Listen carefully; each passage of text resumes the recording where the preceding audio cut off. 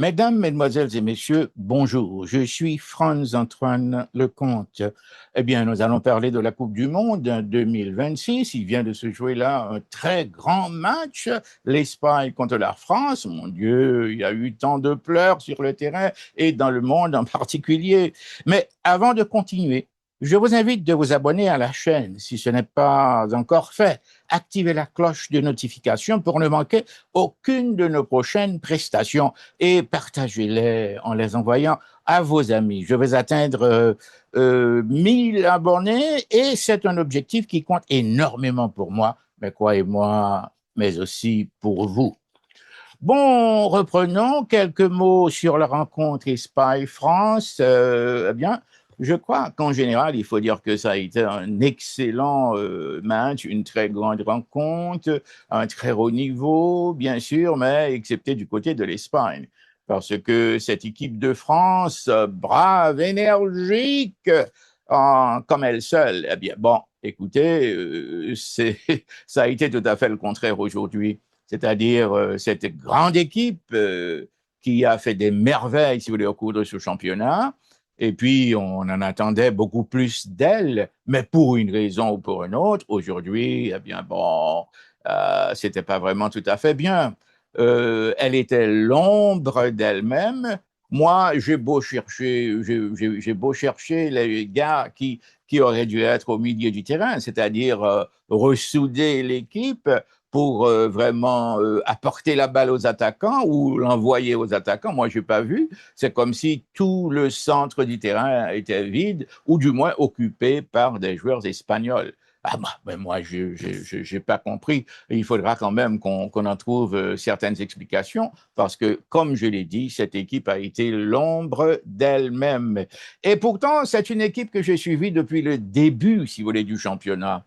Et Mbappé et les autres, enfin Mbappé c'est le maestro bien sûr, mais et les autres, ils ont formé une équipe, je dirais presque invincible. Mais malheureusement, aujourd'hui, ça a été tout à fait le contraire. Comme je dis, cette équipe a été l'ombre d'elle-même. Alors, on va dire encore quelques mots sur cette rencontre. Nous avons lu quelque part des bribes de phrases. C'est pas encore, il n'y a pas de grande, très grande analyse encore, mais on peut dire certaines choses, hein. La France a été éliminée et puis on connaît très bien le premier finaliste de cette Coupe du Monde 2026, ce sera l'Espagne. L'Espagne, maintenant, qui va être connue comme la tombeuse de l'équipe de France ce mardi soir, et cela s'est déroulé à Dallas. Le match a pris fin 2-0 en demi-finale du mondial, hein. L'Espagne a su étouffer les Bleus, comme on dit, mais en fait, enfin, je crois que nous avons été tout à fait surpris.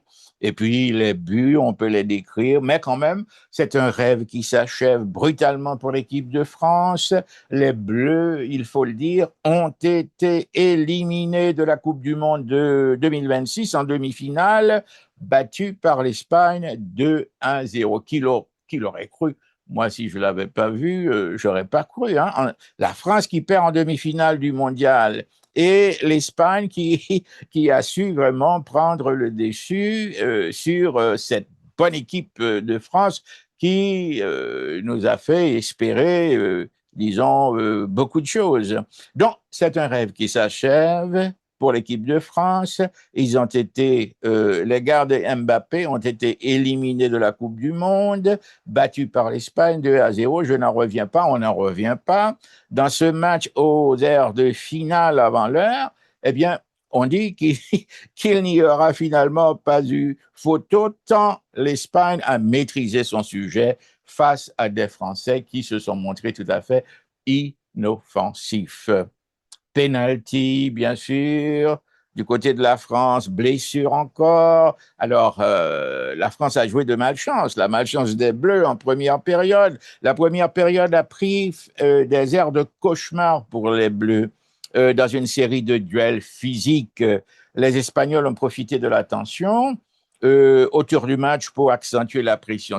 C'est une pression qui n'a jamais baissé. Du début à la fin, l'Espagne avait la possession, la balle, poussait la balle dans toutes les directions et véritablement, hein, cela marchait très bien parce que c'est une équipe, disons, dont les joueurs, si vous voulez, s'entendent. Il y a eu vraiment beaucoup de cohésion de la part de l'Espagne et puis beaucoup de rapidité, beaucoup de décisions, si vous voulez, de la part des joueurs. Donc, alors là, moi, j'ai été totalement surpris.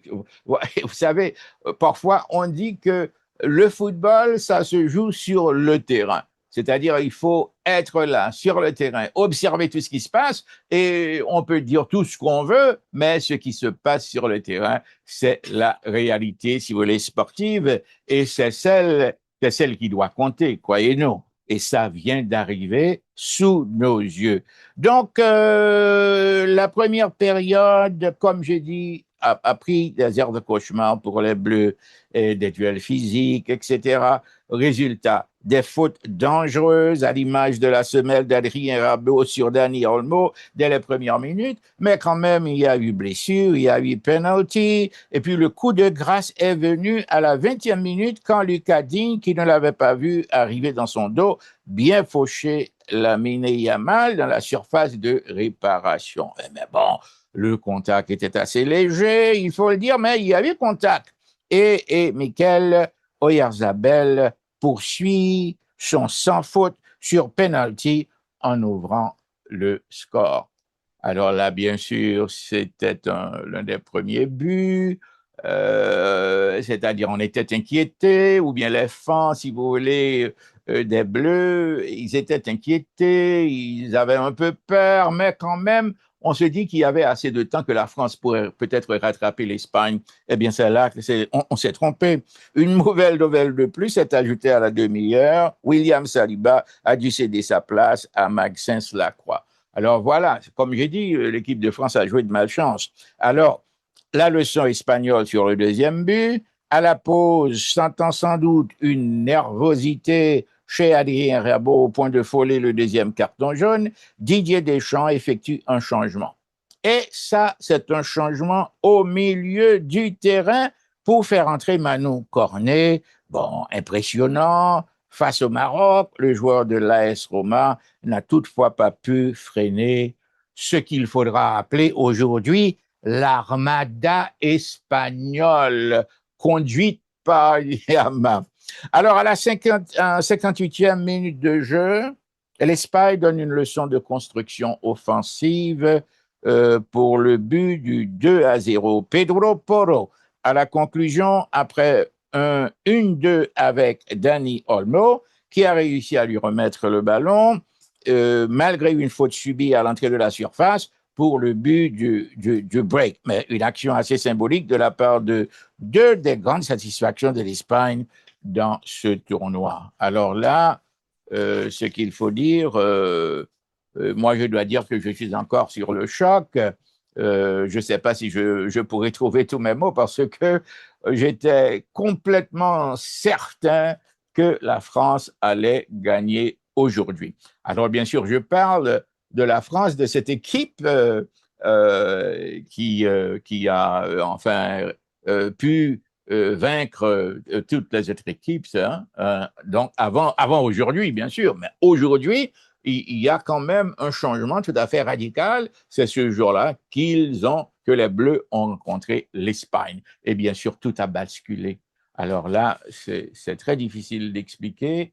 Comme j'ai dit, cette équipe-là qui, euh, qui avait une très, très grande synchronisation, eh bien, justement, n'a pas fait montre de toutes ces grandes qualités qu'elle possède. Et je suis vraiment très désolé, mais la France, on ne pourra pas aller l'applaudir à la finale. Ce sera d'abord l'Espagne. L'Espagne est la première équipe à être qualifiée, hein, disons, pour la finale.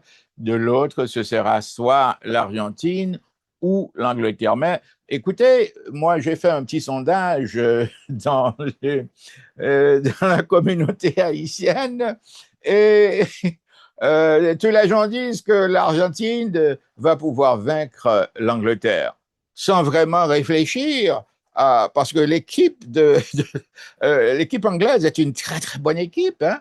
Ils ont beaucoup d'harmonie, il y a la force physique, il y a la vitesse, et puis c'est une équipe, disons, très très très jeune, mais qui a assez d'expérience pour vraiment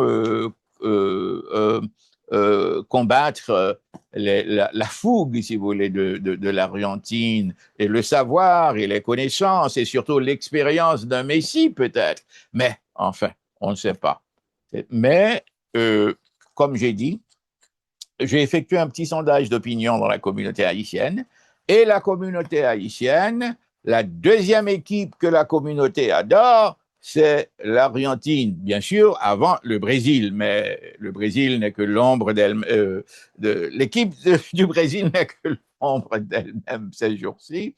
Donc, alors là, je crois que les Haïtiens vont se reposer sur Messi et ses coéquipiers. Alors, est-ce qu'ils auront une très mauvaise surprise comme la France vient de l'avoir maintenant? On ne sait pas, mais ce sont des vieux rusés, ils ont beaucoup d'expérience, alors on ne sait pas. Mais quand même, on doit s'attendre à une finale, une très bonne. Ça va être très bien parce que l'Angleterre est une bonne équipe, c'est-à-dire si les Anglais se mesurent à l'Espagne, ça va être un très beau match. Et du côté de l'Argentine, je crois que je peux dire la même chose, mais excepté que l'équipe d'Angleterre est beaucoup plus jeune et elle me paraît un peu plus dynamique. Mais du côté de l'Argentine, il y a beaucoup d'expérience et puis il y a le capitaine Messi qui peut faire encore des prodiges. Bon, écoutez, il accomplit des miracles de temps à autre, donc alors on ne sait pas ce qui va avoir lieu dimanche. C'est ça, dimanche le 19. Alors c'est un très, très grand rendez-vous. Est-ce que la France va se mesurer à l'Espagne ou, pardon, est-ce que l'Espagne va se mesurer à l'Angleterre ou bien à l'Argentine? On ne sait pas. Alors, la Bicélestre, ça, l'équipe de l'Argentine, c'est une très bonne équipe, mais je crois que ces gars prennent un peu, disons, prennent de l'âge, par exemple Messi. Mais comme j'ai dit, ils sont encore très bons, très efficaces, ils ont beaucoup d'harmonie, et ils ont appris à jouer entre eux, et je crois que cela se révèle assez dangereux. Et c'est quelque chose qu'ils font depuis des années. Donc, ils en ont l'habitude, mais l'équipe anglaise également est une très bonne équipe. Alors, demain, il y aura encore un autre choc. Nous allons apprendre demain celui qui va être la deuxième, disons, finaliste. Est-ce que ça va être l'Angleterre ou bien l'Argentine? On va voir. Alors, nous devons malheureusement attendre 24 heures pour le savoir, hein. Voilà ce que nous allons faire demain. Donc, les Bleus, comme j'ai dit, avaient la tête sous l'eau et le tarif a bien failli s'alourdir. Ils auraient pu encaisser un troisième but. Alors, 3-0, ce serait encore une catastrophe. 2-0, c'est déjà incroyable. 3-0, non, je ne crois pas. Mais de toute façon, le pauvre Didier Deschamps a tout essayé, mais ils n'ont pas pu renverser la table, hein. Les entrées de Désiré Doué avant l'heure de jeu, Théo Hernandez et Ryan Cherki n'ont pas mis en danger le bloc espagnol. Donc, ils n'ont pas vraiment menacé l'Espagne. C'est-à-dire, c'est un match que l'Espagne a gagné très bien à cause de sa technicité, à cause de la prévoyance, si vous voulez, de son entraîneur, à cause du jeu, de leur stratégie qui a finalement payé et qui s'est illustré en deux buts, hein, par deux buts à zéro. Alors, ils ont pu sortir là de cette en demi-finale, les filets vierges. Voilà, Mbappé n'a pas pu marquer le pauvre, mais il a essayé. Hein, c'est un joueur assez courageux, mais il est jeune, il a encore des années, beaucoup d'années. J'espère qu'il va pouvoir se reprendre. Mais il faut dire que aujourd'hui, nous avons eu affaire avec un Deschamps. Un Deschamps qui n'a pas su trouver la solution du match. Alors, bien sûr, il a tenté, mais ça n'a pas marché. Alors, que faut-il dire? Il faut conclure. Les Français ont bien tenté de mettre le feu aux poudres alors que le chrono affichait une dizaine de minutes à jouer. Mais j'ai beaucoup souffert, hein. Je me suis mis à leur place pour dire que voilà, j'ai eu une très bonne équipe, mais je suis en train de perdre ce match. Ils ont déjà marqué 2 buts et ils menaçaient de marquer un troisième. Heureusement, autrement, c'eût été une humiliation. Donc, finalement, alors, qu'est-ce qu'il faut apprendre après ce match? C'est donc l'Espagne qui disputera sa première finale de Coupe du Monde depuis son sacre en 2010. 2010, mon Dieu, ça fait près de quoi? 12 ans, je crois. De toute façon, l'Espagne affrontera l'Argentine ou l'Angleterre qui se joue mercredi soir, c'est-à-dire demain. Alors, que faut-il dire? Qu'est-ce qu'on peut attendre demain? Demain, il y aura une foule, c'est-à-dire de par le monde, les gens qui vont écouter à la télé, à la radio, à l'ordinateur, et voilà, ils vont être assez attentifs à tout ce qui se passe demain, parce que c'est un grand match, parce qu'il faudra quand même, c'est ce match-là qui va déterminer le deuxième finaliste. Alors, ce sera soit l'Argentine ou l'Angleterre, parce que le finaliste il viendra de la victoire, si vous voulez, que l'une des équipes aurait arraché demain. Alors, demain, c'est vraiment un grand jour. C'est entre l'Argentine, il faudra décider entre l'Argentine et l'Angleterre, en fait, l'équipe qui va se mesurer à l'Espagne. Alors, quelles sont les chances des Espagnols si c'est l'Angleterre?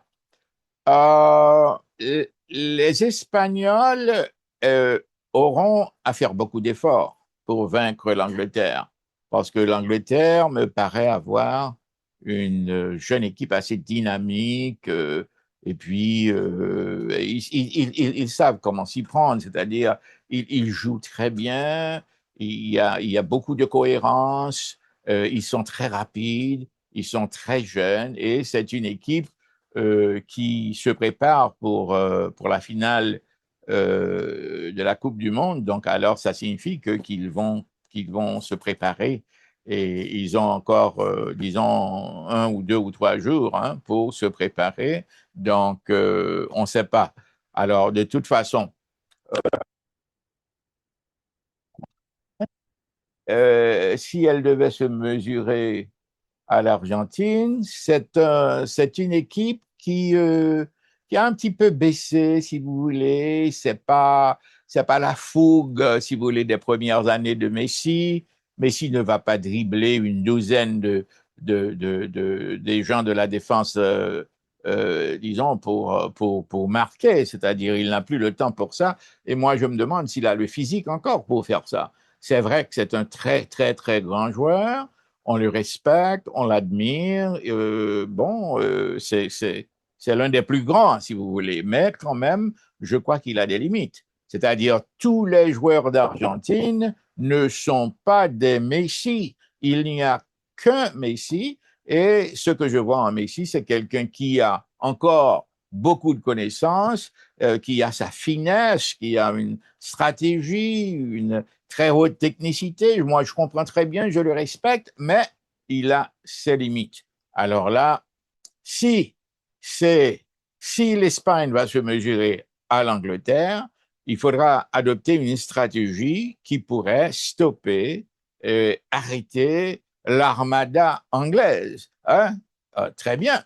Et si c'est l'Argentine qui se présente devant l'Espagne, eh bien, il faudra quand même adopter une stratégie. il faudra adopter les petites passe-courtes comme font les Argentins. D'ailleurs, c'est eux qui ont inventé euh, cette circulation, si vous voulez, de la balle comme ça, par un, deux, ici et là. Eh bien, mais en tout cas, de toute façon, je dois dire que l'Angleterre est une très bonne équipe. L'Argentine est aussi une très bonne équipe. Alors, l'Espagne, a du pain sur la planche. Battre l'Angleterre, c'est vraiment un grand défi. Et battre la baie céleste, l'Argentine, c'est encore un plus grand défi. Alors, je, je vais vous laisser, je vais vous remercier de m'avoir, d'avoir passé, disons, une bonne vingtaine de minutes avec moi. Mais avant de partir, je vous invite de vous abonner à la chaîne si ce n'est pas encore fait. Activez la cloche de notification pour ne manquer aucune de nos prochaines prestations et partagez-les, surtout en les envoyant à vos amis. Je veux atteindre les 1000 abonnés et c'est un objectif qui compte énormément pour moi, mais aussi pour vous. Alors, je vous dis merci de m'avoir écouté et je vous salue et on se voit très bientôt. Bonsoir pour l'émission. C'est Franz Antoine Lecomte. Merci. Au revoir.